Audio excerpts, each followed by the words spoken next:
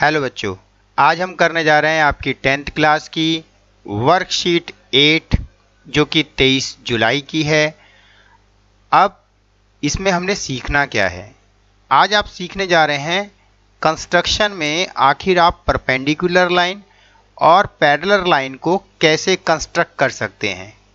पहले मैं आपको थोड़ा सा इधर बता दूं कि पैरेलल लाइन वो लाइन होंगी जो कभी एक दूसरे को इंटरसेक्ट नहीं करती, लेकिन इसके बीच में एक ट्रांसवर्सल लाइन होती है जो यहाँ पर जो एंगल बनता है उसे बोलते हैं हम लोग कॉरस्पॉन्डिंग एंगल, और ये कॉरस्पॉन्डिंग एंगल दोनों इक्वल होते हैं।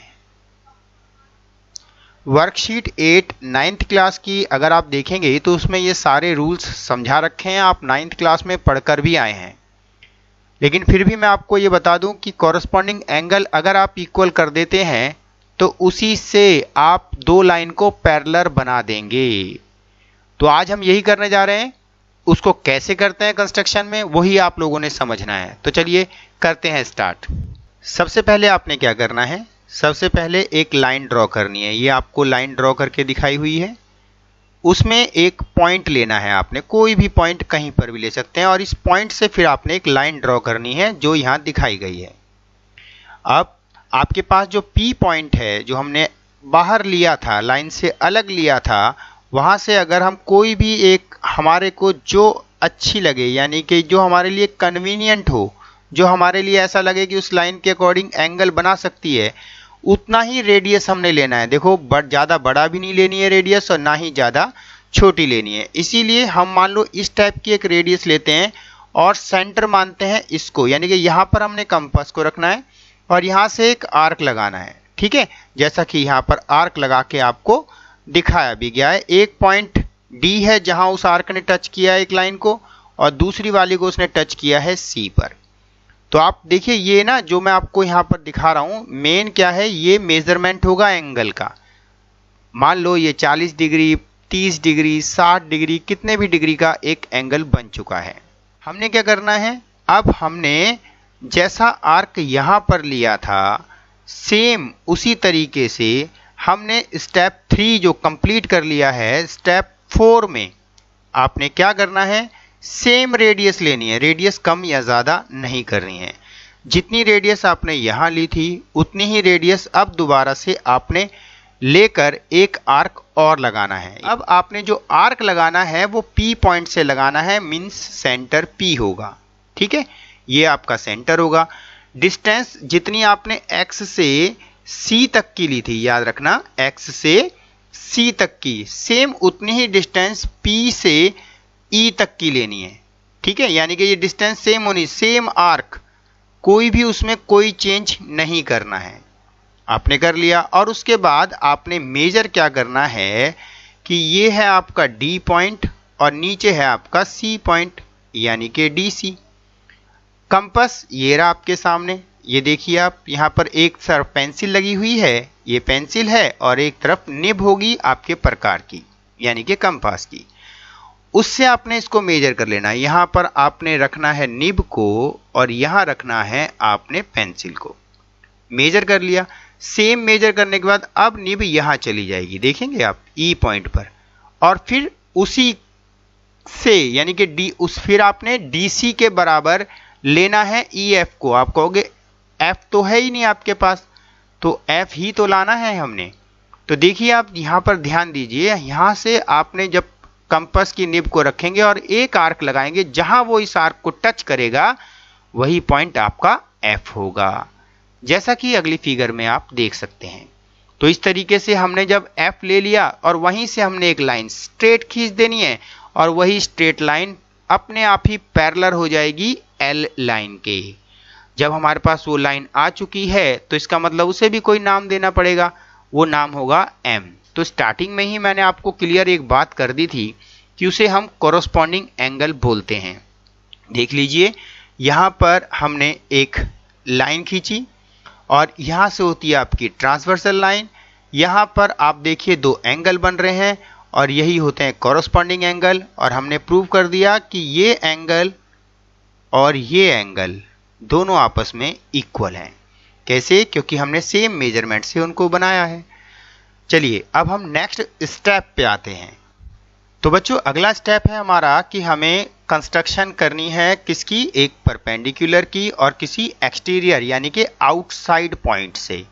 तो मेनली क्या समझना है कि कोई भी अगर आउटसाइड पॉइंट है, ठीक है, और वहां पर किससे बेटा, अपने रूलर और साथ में कंपास की हेल्प से, और दूसरा खींचेंगे किससे, पेंसिल से। तो आपने तैयार करना है एक परपेंडिकुलर, यानी कि हमने परपेंडिकुलर डालना है आउटसाइड पॉइंट से। तो ये लाइन थी, आउटसाइड पॉइंट ले लिया, और परपेंडिकुलर का मतलब होता है 90 डिग्री। आपने क्या करना है कि ये आपकी एक लाइन थी, ये आउटसाइड पॉइंट है, यहां पर से इस पॉइंट से, याद रखना ये जो आपका पॉइंट है, ठीक है, इससे क्या करना है, कोई भी एक बड़ी डिस्टेंस लगा लेना। आप कंपास में एक बड़ी डिस्टेंस लेनी है, और इतनी डिस्टेंस ऐसे लेनी है कि वो यहां पर ना दो जगह उसको टच करता हुआ जाए। देखिए रेडियस यहां से, यानी कि यहां से यहां तक की लेंथ होनी चाहिए आपकी, ऐसी लेंथ हो कि वो इसको टच करता हुआ जाए, इधर भी टच करे, जैसा कि यहां दिखाया गया है।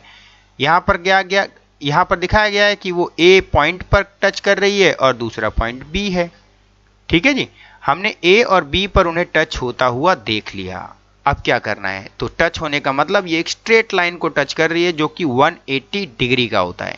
अगर आपने 9th क्लास में एंगल बनाने सीखे थे तो बहुत बढ़िया है, नहीं बनाने सीखे थे तो आपको दोबारा से 9th की वर्कशीट को देखना होगा, और आपकी पिछली वर्कशीट में भी मैंने आपको एंगल बनाने बताए थे, तो पिछली वर्कशीट को आप ध्यान से देख सकते हैं। हम क्या करते हैं, हमें 90 डिग्री का बनाना है, और आपको पता है कभी भी 90 डिग्री का कब बनता है, जब हम लोग 180 डिग्री को बाइसेक्ट कर देते हैं। देखो यहां से ये बाइसेक्ट, यहां से रखकर और एक यहां पर रखकर सेम डिस्टेंस से आर्क लगा देते हैं। यानी कि आपने जो मेजर किया था, यानी कि P से जो रेडियस लेके ये आर्क लगाया था ना, उसे कम बढ़ती नहीं करना है। आपने कंपास की निब को रखना है कहां पर, B पर। B पर रखोगे और फिर रखोगे A पर, और यहां से एक आर्क लगाओगे तो इस टाइप का आर्क लगेगा। फिर कंपास को यहां से हटा लोगे और यहां रखोगे तो यहां से एक आर्क ऐसे लग जाएगा। इस तरीके से जो आपका आर्क बनेगा, अगर आप उसको पॉइंट इससे ज्वाइन करोगे ना, ऑटोमेटिकली वो बिल्कुल सीधा इसको टच करेगा। अगर सीधा टच कर रहा है तो समझ जाना कि आपने एक कंस्ट्रक्शन और सीख ली, और आपने परपेंडिकुलर डालना सीख लिया है किसी भी आउटसाइड पॉइंट से। तो इस तरीके से आपने 2 कंस्ट्रक्शन कंप्लीट कर ली है। तीसरे कंस्ट्रक्शन पर आते हैं। तो चलिए अगले पे देखते हैं, step of construction of a perpendicular bisector of a line segment. तो सबसे पहले क्या करना है, एक लाइन ड्रॉ करनी है। सिंपल, जैसा हम लोग करते आए हैं वैसा ही करेंगे। एक लाइन जी हमने ड्रॉ कर दी, ठीक है, सीधी लाइन ये खींच दी। अब क्या करना है, देखो ये पॉइंट आपका फर्स्ट है और ये आपका सेकंड। क्या करना है, more than half. More than half का मतलब अंदाजा लगाना है। यहां पर कंपास की निब को रख लिया और यहां से आधा, देखो यहां पर हाफ होगा, ए इस पॉइंट पर मान लेते हैं, तो आपको अंदाजे से उससे आगे यहां तक आ जाए बेशक कोई दिक्कत नहीं, यहां तक आ जाए, यानी कि मोर देन हाफ होना चाहिए। मान लो यहां तक की डिस्टेंस ले ली, यहां से यहां तक की डिस्टेंस। उससे क्या करना है, आपने इस तरफ भी एक आर्क लगा देना है उस डिस्टेंस से, और ऐसे ही इधर घुमा देना है। समझ रहे हो ना, जैसे जैसे इसे घुमाते तो इसको टच करता हुआ जाता। तो 2 तरफ आर्क लगा दिए, ऊपर और एक नीचे। अब बी पर ले आओ आप कंपास को, ठीक है। ये अगला स्टेप आपका यही समझाया गया है। पहले यहां से रखकर एक आर्क लगाया, फिर यहां पर। अगले स्टेप में क्या करना है बेटा, आपने बी पर रख लेना है। किस पर, बी पर। पहले ए से मारे थे, अब बी से। अब बी से मारोगे, एक कट यहां लगेगा और एक कट ऐसे, क्योंकि यहां से भी तो मोर देन हाफ यहां तक जाएगा ना वो। तो ऐसे अगर हम कट मारेंगे तो कुछ इस तरह की फिगर बन जाएगी। और जब आप इन पॉइंटों को नाम दे देंगे, एक पॉइंट को नाम दे दिया हमने क्या, डी, और एक को नाम दे दिया हमने सी। जब इन पॉइंटों को आप ज्वाइन करोगे तो इस लाइन का बाइसेक्ट हो जाएगा, यानी कि 2 बराबर टुकड़े हो जाएंगे। बाइसेक्ट का मतलब क्या हुआ, अगर ये 5 है तो ये पॉइंट 2.5 में इसको डिवाइड कर देगा, यानी 2.5 पार्ट इधर है और 2.5 पार्ट इधर है।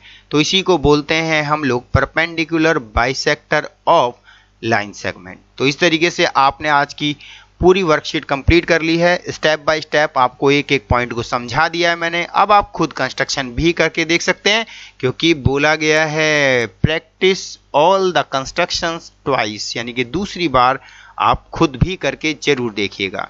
तो चलिए आज की वर्कशीट को हमने खत्म किया। लोग झट से ज़रा चैनल को सब्सक्राइब कर दीजिए और बेल आइकन को भी दबाइएगा, क्योंकि इतनी वीडियो अगर आप लोग देख रहे हैं तो ये तो बेईमानी होगी ना कि आप लोग चैनल को सब्सक्राइब नहीं कर रहे।